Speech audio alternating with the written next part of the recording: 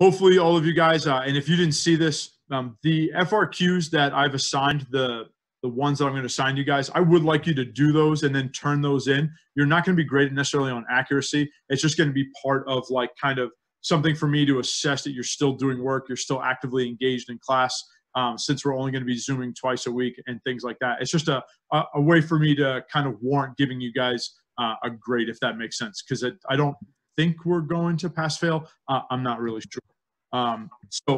If you haven't done that, make sure you turn those in, and then each assignment going forward. A couple of students emailed me and asked if this was okay, and I think it's actually a great idea. So students had asked if they could make a copy of all of these FRQs and then put their answers on the FRQ and just keep them. I think that's a great idea. So if you want to put your answers like where the FRQs are on the document, so you have your answers for each FRQ and you want to look at it, that's fine. Whatever you want to do. I'm just going to be checking to make sure they're done, just again, as a means to kind of give you guys a grade. Okay. Now, the 3 FRQs I started with you guys, the 2000 number 3, the 2006 number 2, and then the 2004 Form B number 1. I think it was number 1, right? Yeah, number 1. Those are all relevant to the unit that we just finished. Okay. And so about banking and like the money supply, things like that.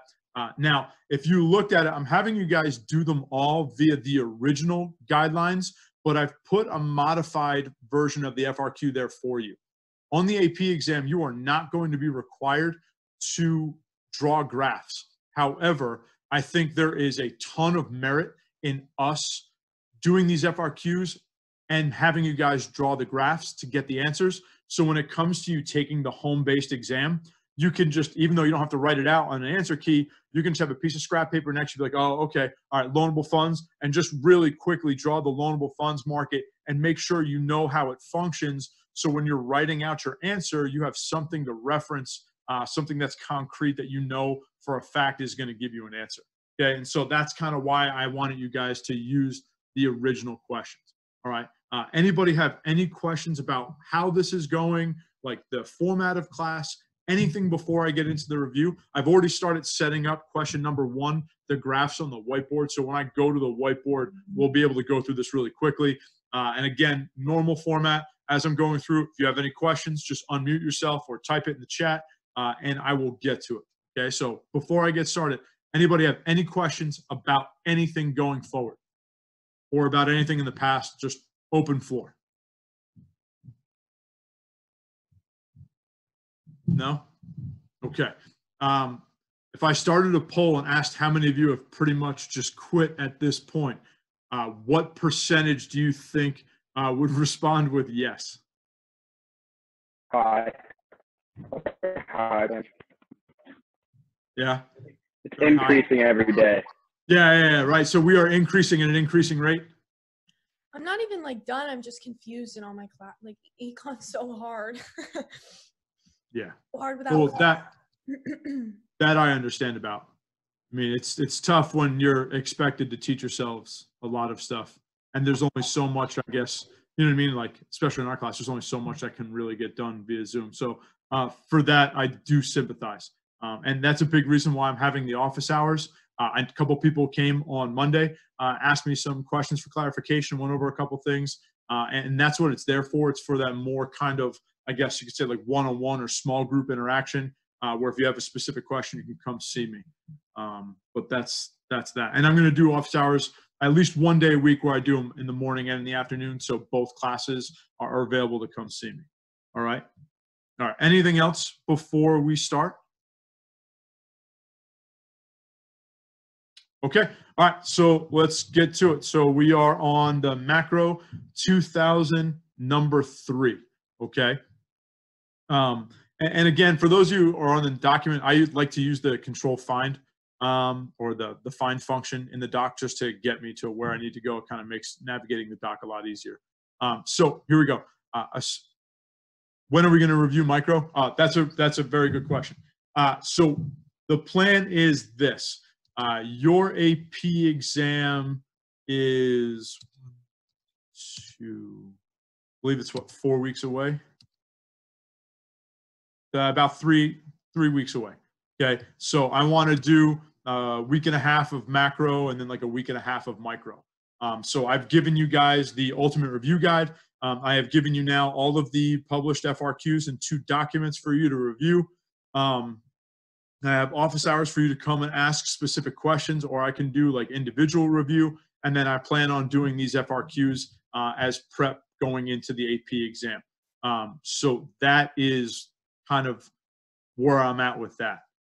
Also, I can share with you guys on Google Classroom links to the College Board is doing live review sessions of certain topics. I know that Mr. Clifford has tons of review sessions and unit reviews on his YouTube page.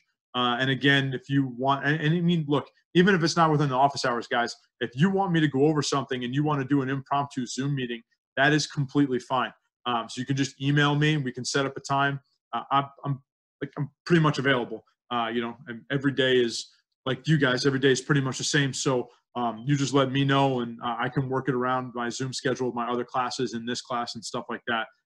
So that's kind of where we're at with review there. Hopefully that answered your questions. I'm also open to suggestions too, since we're kind of obviously not in the normal routine of school. Okay. Anything else, guys, before I get started? Okay. So assume an economy with no international sector, right? So we have no international sector. For this specific question, what this is going to mean to us right off the bat is that when, say we're to ask to calculate GDP, there is no international trade. Okay, so this is very kind of much in line with what your AP exam is going to look like this year, because there is no foreign exchange on the AP exam. All right, so using a correctly labeled graph of the money market, using a correctly labeled money market graph, show how a decrease in the money supply, okay, impacts, I believe it says, yeah, will affect interest rates. All right, so that is A. So, nope, I don't want to stop video.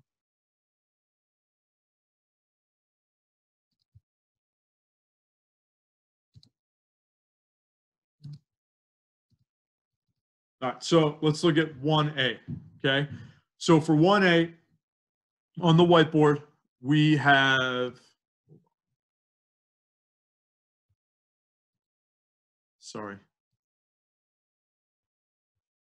Just have to make sure I do this. There we go.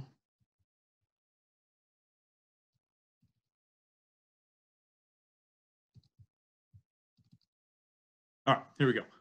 So for this is what our money market graph looks like. On the vertical axis is nominal interest rate. On the horizontal axis, it's quantity of money. Okay, we have the, sorry, I didn't put this up here. We have the demand for money, okay, slopes down to the right. Our money supply is vertical, okay, which is labeled MS. And then on where the money supply meets the quantity of money, or the horizontal axis, we label that M1, okay, where money supply and the demand for money meet. That gives us, okay, our current equilibrium interest rate. The question is then asking us is what happens if, okay, using a correctly labeled money market graph, show how a decrease in the money supply will affect interest rates. So on our graph, we need to decrease the money supply. So that is going to move the money supply to the left.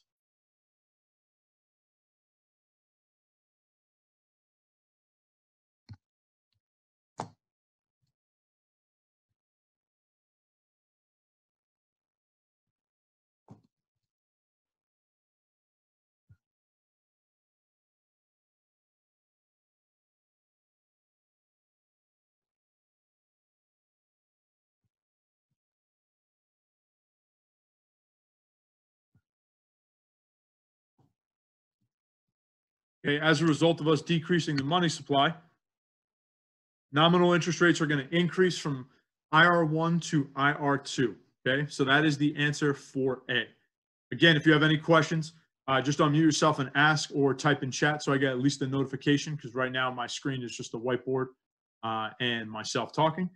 All right, so if not, I'm just going to keep moving on.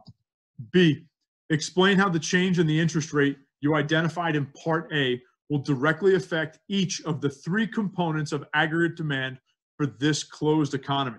Okay, so we know the 3 components we're looking at remaining, since it's closed economy, is C, I, and G. So consumer spending, investment spending, and government spending. Okay, so let's look at consumer spending. If interest rates increase, consumer spending is going to decrease. Less people will take out loans to make big ticket purchases. Okay. The I, or for business investment, if interest rates increase, business investment will decrease. Businesses will not take loans with high interest rates in order to invest in capital formation. Therefore, the I in investment would decrease. Government spending, okay, there are a couple of different answers here. So, and this is a little bit tricky. We didn't really talk about this. So for us, our answer, most of your answers would probably say that there is no change in government spending due to interest rates. Okay. However, it's acceptable to say that there is an increase in government spending because payments that come back on debts are higher. Okay. Therefore, that any type of government contracts or anything like that, the government actually increase the amount of money that they're going to return, like get in return, and then as a result would increase their spending. That's a lot. It is perfectly acceptable to say that the government's spending does not change. All right. So now let's go to C. C says, using a correctly labeled aggregate demand and aggregate supply graph, show how the change in the interest rate you identified in part A will affect each of the following in the short run, output and price level. Okay, so now we have to draw a graph for this. So our aggregates graph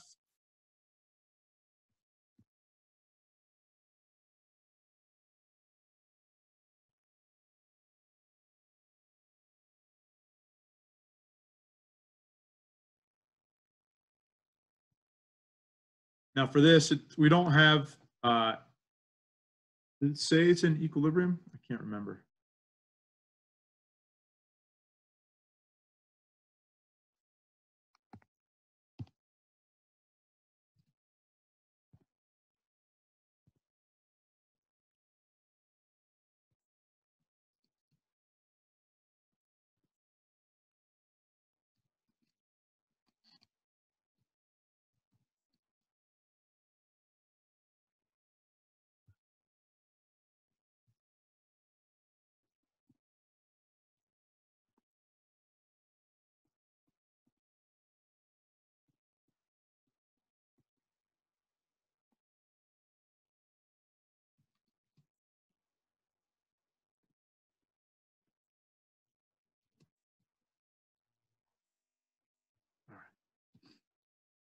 No, it just says no international sector. So since it doesn't say in equilibrium, you do not need to include the long run aggregate supply curve. But again, you don't need a graph, so it's not going to be that big of a deal for you guys on the exam. So since we know that consumer spending is going to decrease as a result of nominal interest changes and investment is also going to decrease, it is then safe to say that aggregate demand will decrease because spending is going to decrease altogether. So we're now going to have a decrease in aggregate demand, which is then going to lead to, okay, a decrease in price and a decrease in output.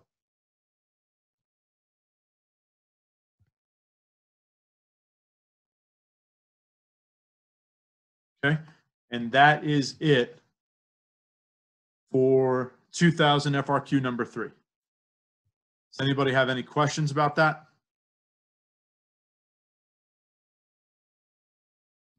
No? Okay. So let's go on to now 2006 number 3. Oh, sorry, number 2. So we're going to be on 2006 number 2 now.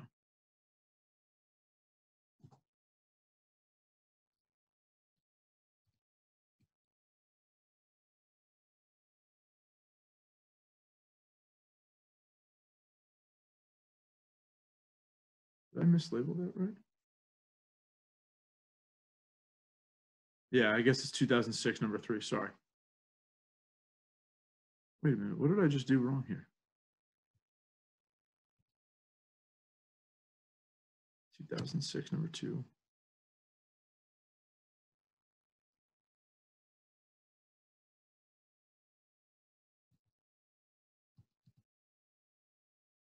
Oh, there we go. Interest rates are an important in explaining economic activity. Explain how an increase in the income level will affect nominal interest rates in the short run. All right, so this is a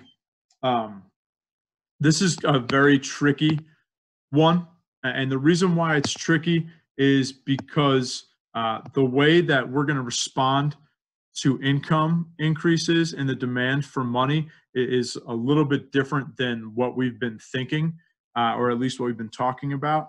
And so this one it's important that we kind of talk about this one. Okay.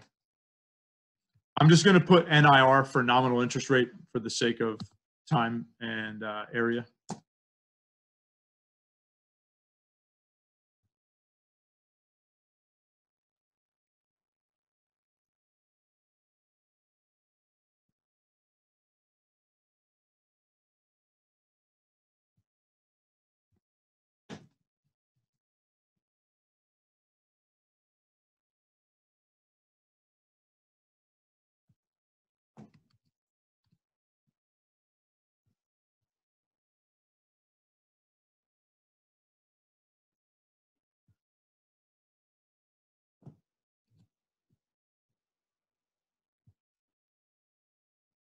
Okay, so in the question, it asks, or it says, explain how an increase in the income level will affect the nominal interest rate in the short run.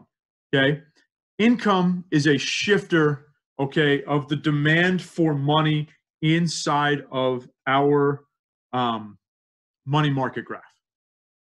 If our income increases, typically our demand for money will also increase.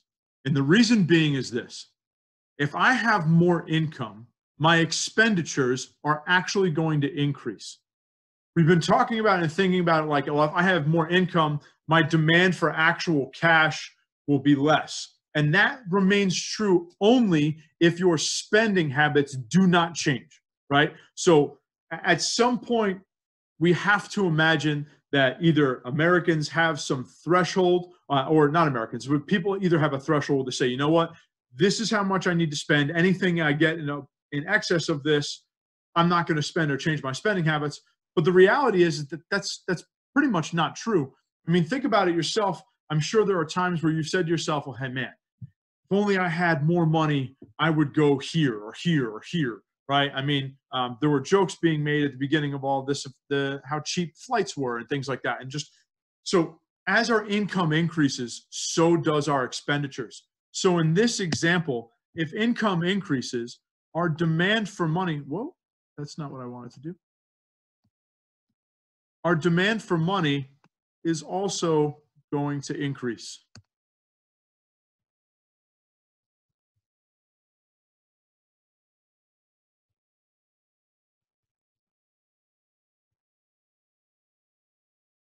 Okay, since the demand for money increases,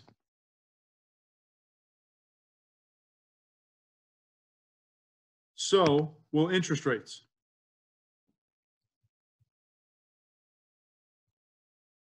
So regardless if the money supply changes or not, interest rates are going to increase because we are now demanding more cash, okay, to meet all of our new spending needs, okay? So that is 2A. So the explanation is that as income increases, so does spending, so demand for money will increase, all right? And there is our graph. Okay, B, using a correctly labeled graph of the loanable funds market, show how a decision by households to increase savings for retirement will affect the real market interest rate in the short run. Okay, so this one is asking for us to draw the loanable funds market. So this is, again, loanable funds market is relatively simple. It's just a regular supply and demand curve, okay?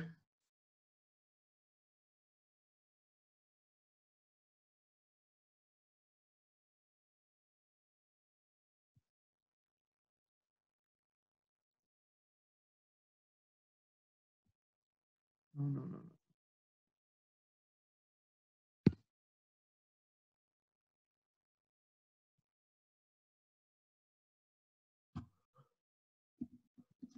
Really struggling here. Show these graphs today. All right. So now we have real interest. So I'm just going to put RIR for that. Quantity of loanable funds. This is the supply of loanable funds.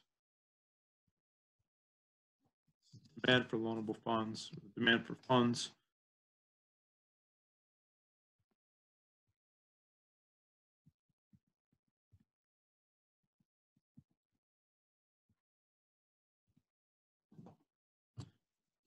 Just put lowercase r for the interest rate.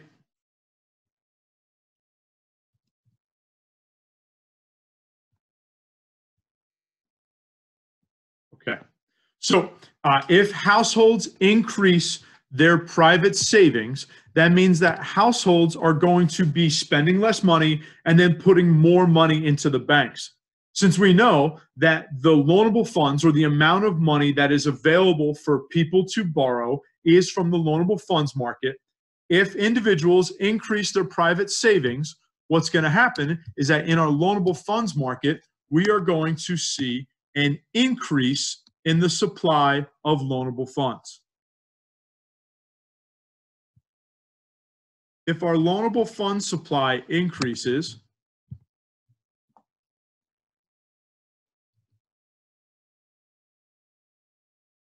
then what happens is the quantity of loans written is going to increase because real interest rate will decrease.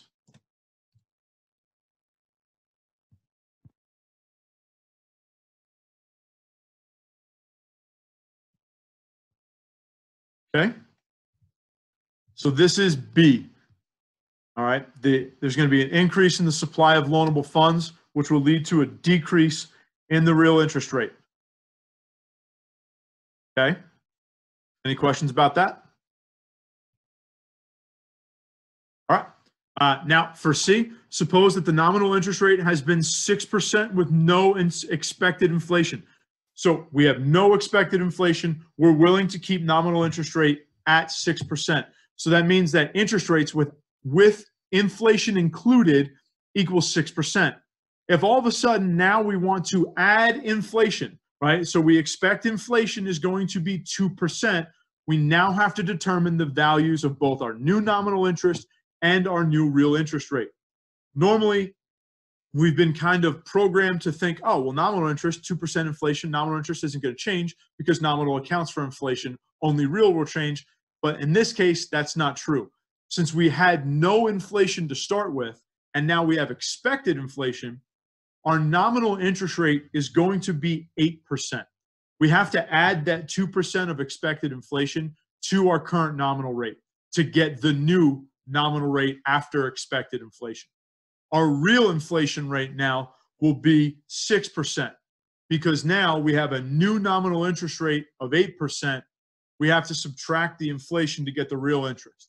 So expected inflation is going to increase both nominal and real interest rates when there was no inflation prior. And that is the answer for C. So the new nominal interest rate is 8% and the new real interest rate is 6%. Okay. Questions about that? Anybody?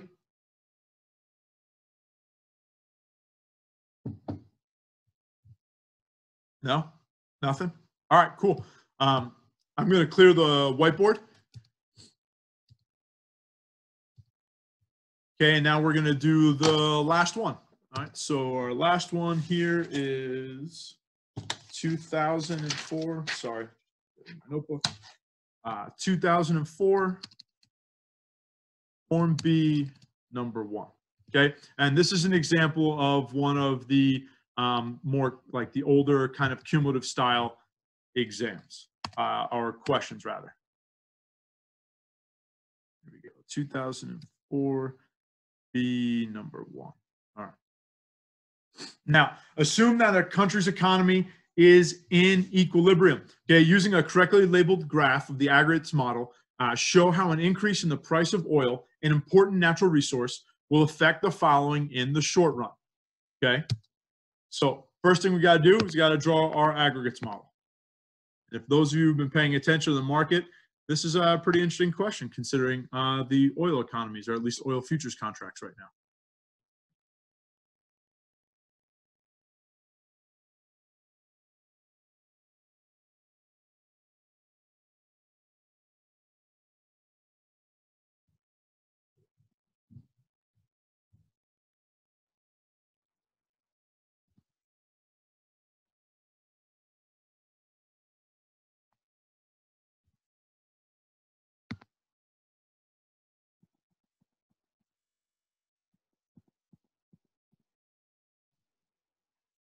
Buddha has entered the building.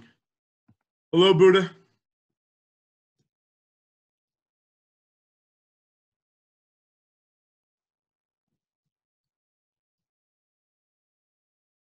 Guys, I don't like this. I don't like it being quiet while I'm drawing things on the board. I miss you guys talking to each other in class.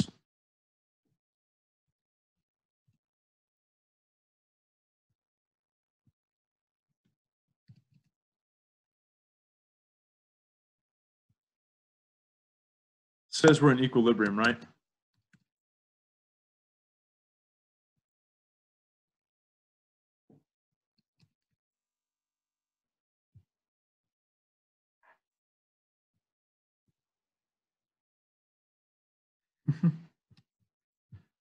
All right, here we go.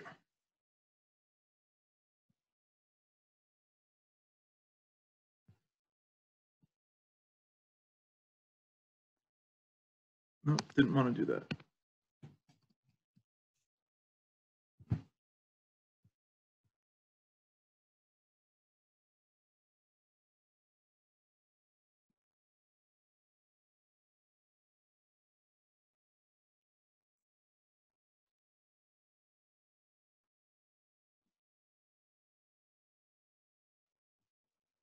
About as good as you're going to get. Okay, so our economy is in equilibrium. We have an increase in the price of oil. So now we know that oil is an important resource. As a result of oil prices increasing, we know that our aggregate supply curve is going to shift to the left. That ever so scary, what we're really afraid of word, okay, stagflation. So aggregate supply is going to shift to the left. As a result of aggregate supply shifting to the left, our prices will now increase. And our output is going to decrease.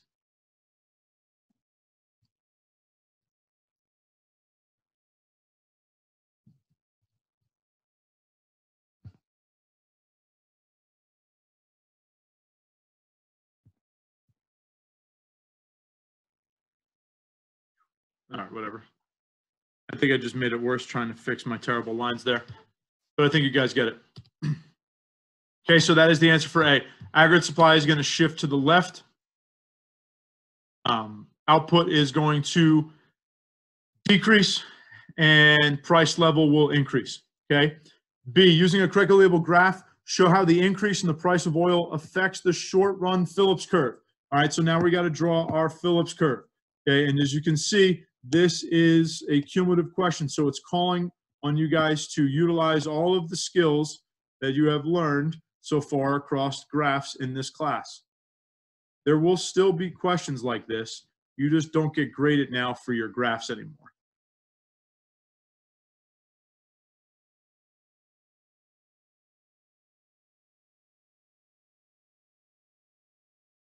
On YouTube, for those of you who like this and find this stuff interesting, on YouTube, on the College Board website, Janet Yellen was on last night, the College Board, talking about AP Macro.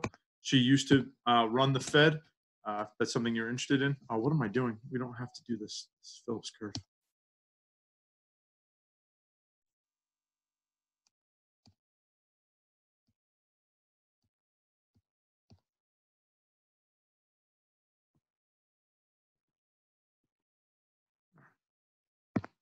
So we have our LRPC, we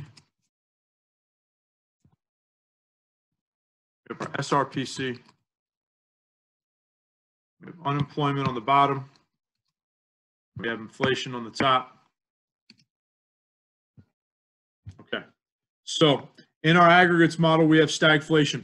We saw that aggregate supply is going to shift to the left, which means we're going to see an increase in price level, which represents an increase in inflation.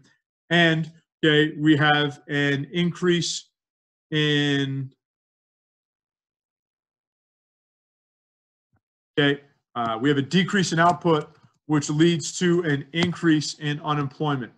So we know that we have to show on our short run Phillips curve both an increase in inflation and an increase in unemployment. When we went over the Phillips curve, I tried to give you guys a little bit of kind of like a cheat sheet that lets you know that whenever the aggregate supply curve shifts in the aggregates model, the SRPC must shift in the opposite direction.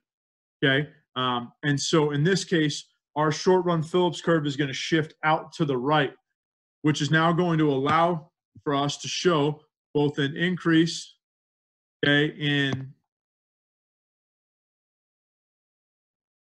an increase in inflation and an increase in unemployment. Okay. For this one, you don't have to show the LRPC. Okay, so if you wanted to, we can erase that right there. All right, and that lets us know it's the same idea, right? The same idea. So as long as you show that the new A where you are on the SRPC is increased compared to what it was previously. You have an increase in inflation and unemployment. All right. C, assume that the central bank of the country responds to the higher price of oil by increasing the money supply. So now we have this. We have the central bank is going to increase, all right, the money supply as a result of a higher price in oil. All right. And we know that this higher price in oil is going to both increase price level and increase unemployment. So the question that you have to think to yourself is, well, why would the Fed increase its money supply, okay, if oil prices increase? Like, what would the benefit possibly be from that? And the answer is, it's simple. We want to get more money into the hands of individuals for them to increase their spending. It's the exact same purpose of the stimulus that you've been hearing everybody in our country talk about. All right. Why is the stimulus so important? Why are we giving people money? Well, we want people to spend more. So when they spend, it leads to increased rounds of spending.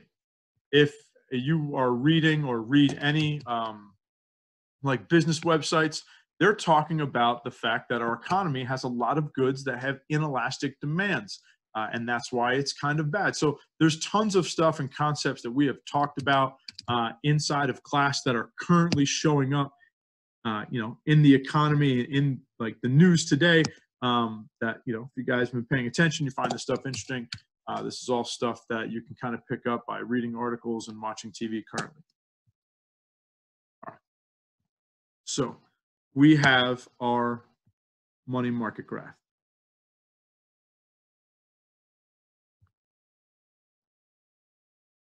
Okay.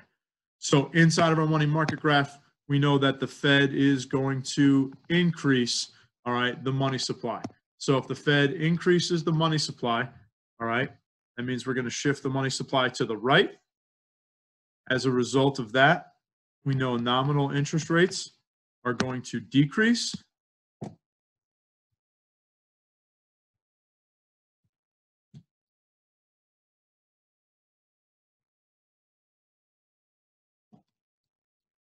If nominal interest rates decrease, that means that people are going to be more willing to borrow, right? So we know that if nominal interest rates decrease, consumer spending is going to increase, right? Interest rates are really, really low. Consumers, we're going to borrow money so we can buy those big ticket items. As well as the idea that if interest rate decreases, businesses are now going to borrow money. Why are they going to borrow money? Because now they can kind of engage in the idea of capital formation. When borrowing money is cheap, people want to invest in themselves, invest in their companies. This is the time to do it. Okay, when money's expensive, they don't want to do that, right? And when I say expensive or cheap, it's all relative to the interest rate. Okay, so C, assume that the central bank of the country responds to the higher price of oil by increasing the money supply. We did that. We increased the money supply. We said that an increase in the money supply is going to affect aggregate demand in the short run by both increasing consumer spending and business investment. Therefore, aggregate demand would shift to the right in the short run as a result of our economic stimulus, or as a result of the Federal Reserve increasing its money supply. Now, for C2, it says indicate how the increase in the money supply will affect real output and price level. Output would increase, and price level, believe it or not, is also going to increase again. Because we have that aggregate demand shift to the right, we're going to increase output, but we're also going to increase price level. This is why a stagflated economy is the worst to deal with. Because if you look at our graph, if you look at the aggregates model, stagflated economy, okay, we increase aggregate demand. Well, now we've just made price level even higher at this point right here, okay? And that's not good, right? So price level being higher, not necessarily a good thing. The good thing is, though, is that we've increased output, so we've kind of handled the unemployment issue, all right? So let's look at D. Now assume that instead of using the monetary policy in response to the oil price increase, the government reduces business taxes, which results in lower production costs. Using a new, correctly labeled graph, show the effect of the reduction in business taxes on the following, okay? So in this graph, and for the sake of time, I might not, hold on, let's see.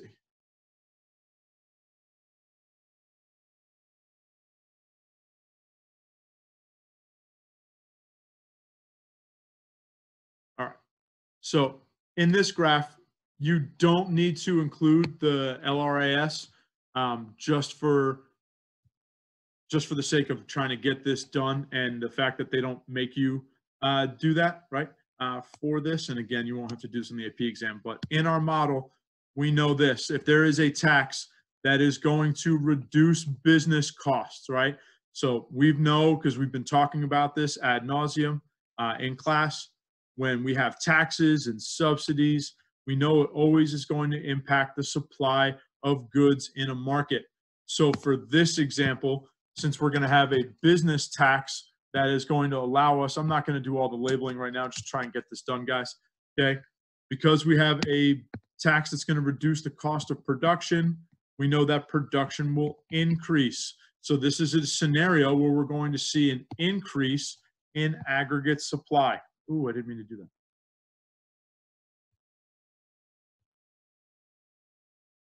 Okay, so we're going to now have an increase in the aggregate supply curve. If aggregate supply increases, then we are going to have an increase in output and a decrease in price. This is the best case scenario.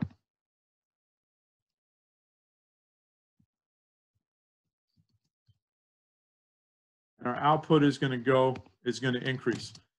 So now we're going to handle the inflation issue, and we are going to handle, okay, the unemployment issue.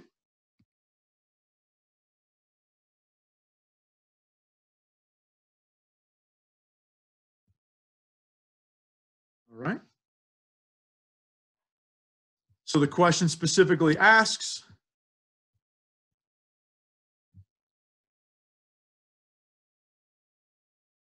what happens to real output? Real output is going to increase, okay, and then price level is going to decrease, okay?